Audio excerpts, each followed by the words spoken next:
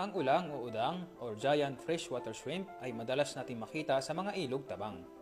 Ang ulang na nakikita sa ilog tabang ay maaari nating paramihin at alagaan maliban sa ito'y masarap na gawing ulam, pwede rin natin itong pagkakitaan. Sa pag-preparasyon sa pag-aalaga ng ulang ay walang pinagkaiba sa ibang mga isda katulad ng hitoan ng mga ulang habang sila ay nagluluno o nagpapalit balat.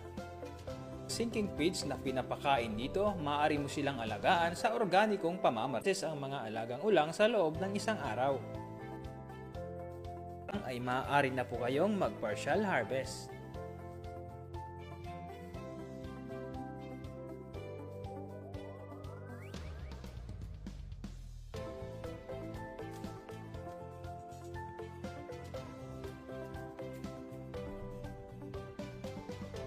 Para sa similya ng ulang sa mga nais mag-alaga,